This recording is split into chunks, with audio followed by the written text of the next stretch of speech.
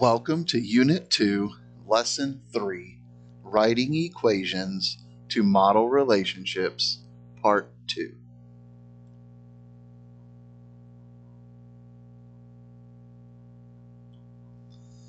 Our learning goal today is to be able to use patterns to help us write equations.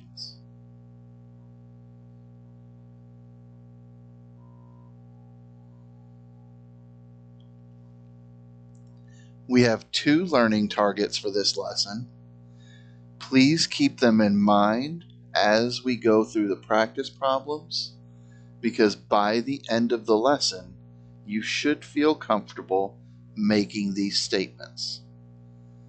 Learning target number 1, I can use words and equations to describe the patterns I see in a table of values or in a set of calculations. Learning target number 2, when given a description of a situation, I can use representations like diagrams and tables to help make sense of the situation and write equations for it.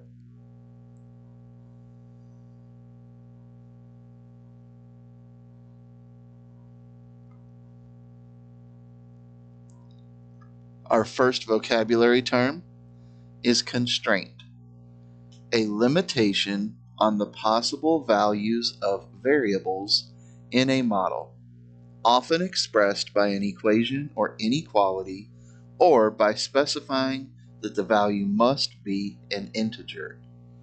For example, distance above the ground, d, in meters, might be constrained to be non-negative, expressed by d is greater than or equal to 0.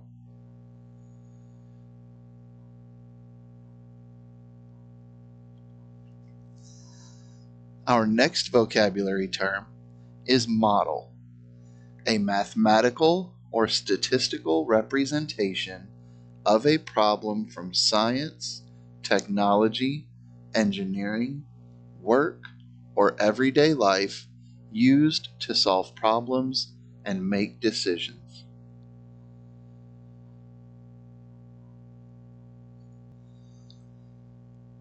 On our first practice problem, a landscaping company is delivering crushed stone to a construction site.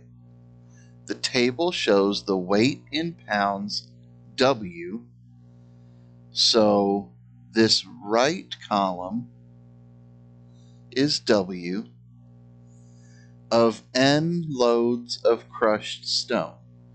So the first column is N. Which equation could represent the total weight in pounds for N loads of crushed stone?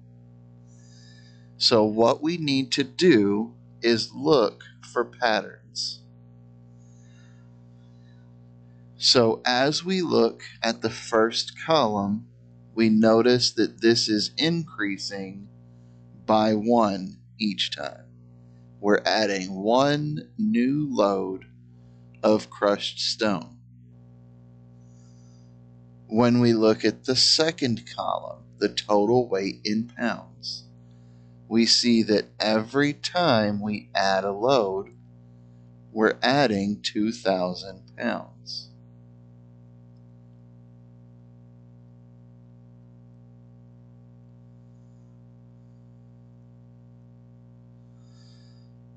So what we can notice is that if we're increasing the loads by 1, and we're increasing the total weight by 2,000 every time, then that means 0 times 2,000 equals 0. 1 times 2,000 equals 2,000. 2 times 2,000 equals 4,000, and 3 times 2,000 equals 6,000. So as we look through our choices, Choice A says we're dividing 6,000 by the number of loads, and it will give us the weight. That's not what we see here. Choice B says that we're going to take 6,000 and we're going to subtract 2,000 per load, or 2,000 times each load. And that's not what we see here. This would actually cause the weights to be getting smaller, and instead the weights are getting bigger. Choice C, the total weight equals 2,000 times the number of loads. That's what we've drawn here in the middle. We took the number of loads, we multiplied it by 2,000, and we got the total weight. So C is the correct representation. Just to check, the last option, D, says we're going to take the load number and add 2,000 to get the weight. We can see that we did not add the 2,000 each time. We multiplied the 2,000 each time. So C is going to be the correct choice. If you have any questions about how to solve this problem, please use class time to ask for further clarification so that you're prepared as we move forward.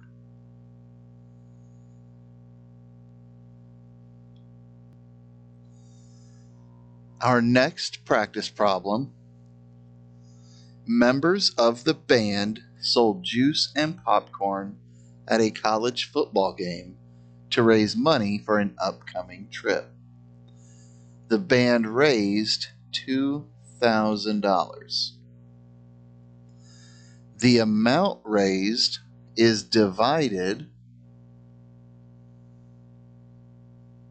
equally among the M members of the band.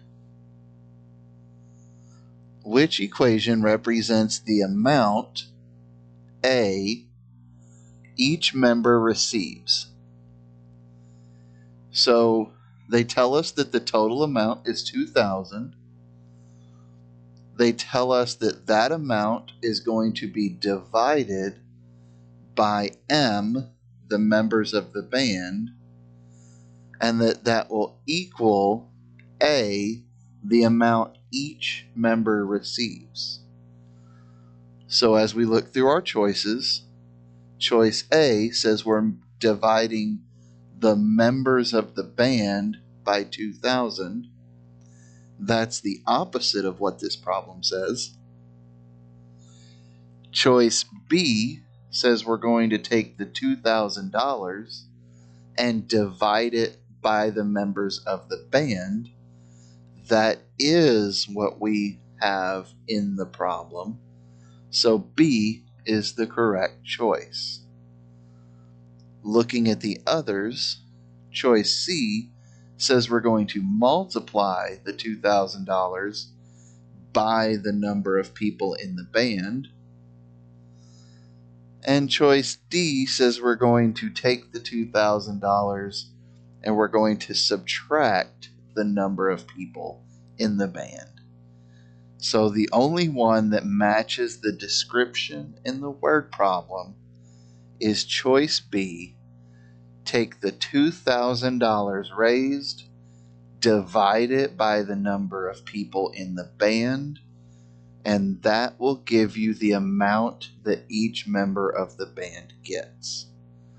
If you have any questions about how to solve this practice problem, please use class time to ask for further clarification so that you are prepared as we move forward.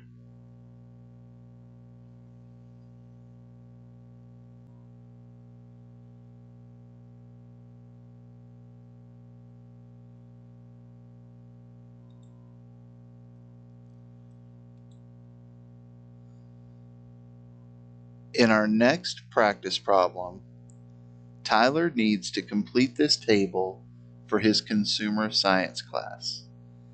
He knows 1 tablespoon contains 3 teaspoons, and 1 cup contains 16 tablespoons.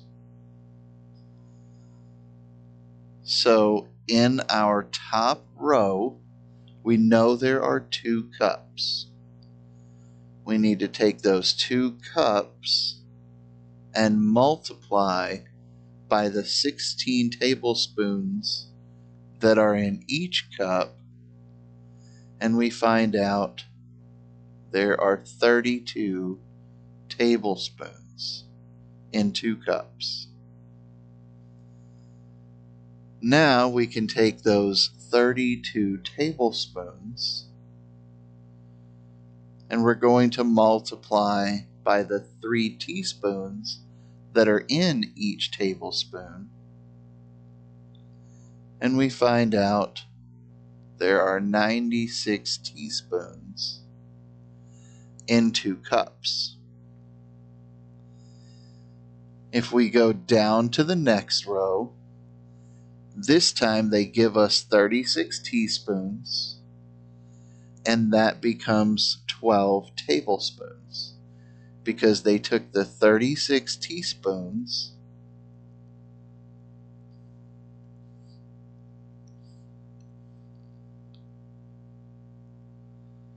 and they divided by the 3 teaspoons that are in each tablespoon and got 12 tablespoons. Now, if we want to know how many cups there are, we need to take these 12 tablespoons and divide by the 16 tablespoons that are in each cup, and that gives us 3/4 of a cup. And on the bottom row, we had 3 cups. They took those 3 cups and multiplied by the 16 tablespoons in each cup to get 48 tablespoons. Now we need to take this 48 tablespoons and multiply by the 3 teaspoons in each tablespoon, and that gives us 144 teaspoons in each cup, or in 3 cups.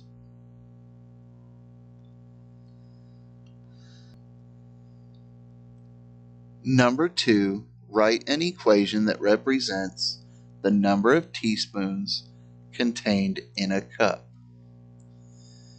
So if we look at this top row, we know there are 96 teaspoons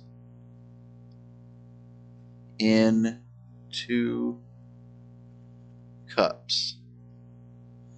That means there are 48 teaspoons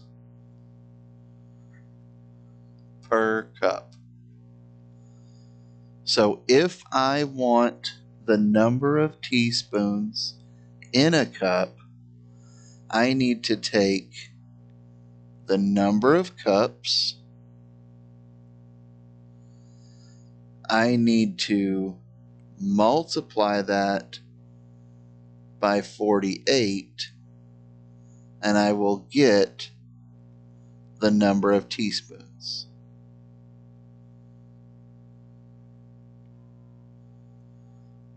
Or I could say the number of cups will be the number of teaspoons divided by 48.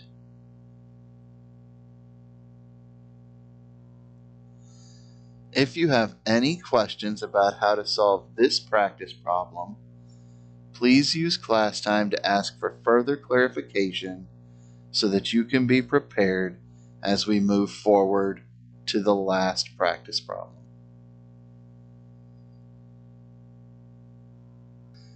Our last practice problem The volume of dry goods, like apples or peaches, can be measured using bushels, pecks, and quarts. A bushel contains 4 pecks, and a peck contains 8 quarts. What is the relationship between the number of bushels and the number of quarts?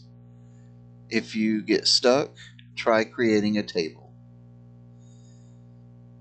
So what we know is that there are 4 pecks per bushel. And then we know there are 8 quarts per peck. So if we multiply these together, then the pecks being diagonal from each other cancel out. Now we multiply across the top and across the bottom, and we see there are 32 quarts per bushel. So if I want to know the number of quarts,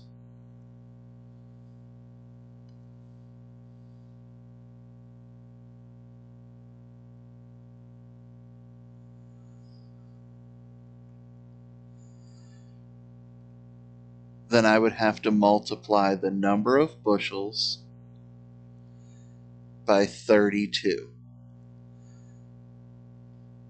Or if I wanted to know the number of bushels, then I would need to divide the number of quarts by 32.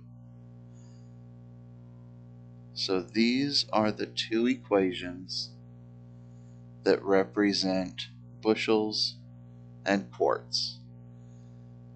If you have any questions about how to solve this practice problem, please use class time to ask for clarification so you are prepared as we move into the next lesson.